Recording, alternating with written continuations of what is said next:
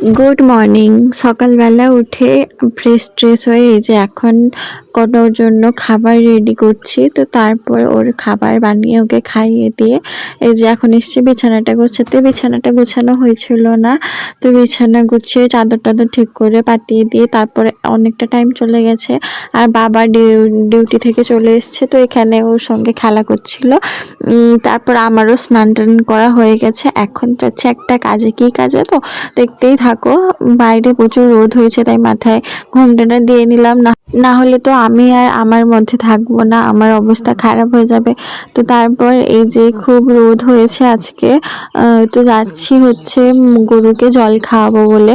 কারণ রোদে ও মাঠে বাঁধা আছে তো অনেকক্ষণ, তাই ওকে একটু জল খাইয়ে অন্য জায়গায় আবার নেড়ে বেঁধে দিয়ে আসবো, যাতে সে জায়গাটায় পাতে আবার অন্য জায়গায় খাবে। আর এই রোদে এখানে সবাই বাদামও তুলছে মাঠে।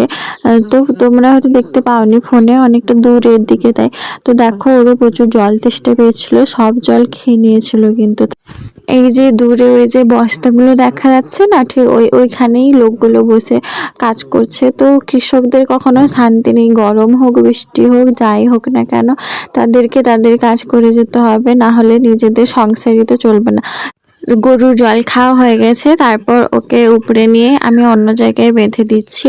তো এই জায়গাটায় ঘাস ছিল মাঠে আরও, তো বেঁধে দিলাম এখানটায় খাক, দিলে তারপর যে হোক এসে নিয়ে চলে যাবে, আর খেতে হবে না। দুপুর হয়ে এসছে, এখন 11টা মতন বাজে। তারপর এসে মাম্মামের কয়েকটা প্যান্ট ছিল সেগুলোকে ধুয়ে শুকিয়েছি, আর সে দেখতে পেয়ে গেছে আমাকে, কান্না করছিল, তাই তাকে নিয়ে এলাম। আর এই যে আমার মুখ আরও দেখেছো ঘাম ভেসে অবস্থা খারাপ হয়ে গেছে। তারপর মাম্মামকে একটু আম আর আমাদের ঘরের গাছেরই আম আর জাম, তো ওকে একটু খাইয়ে দিচ্ছিলাম। তারপরে ভাত খাবে, এখন আর ভারী কিছু খাওয়াবো না, স্নান করাবো তারপর ভাত খাবে। আর তারপরে বাবা এসেছিল পুকুরে চুন মারতে, তো মাও ওকে নিয়ে একটু নেমেছিল, যেহেতু জল ঘাঁটতে একটু বেশি পছন্দ করে। তো পুকুরে নেমে ওর আনন্দ কি। তো আজকে ভিডিওটা এই পর্যন্তই, দেখা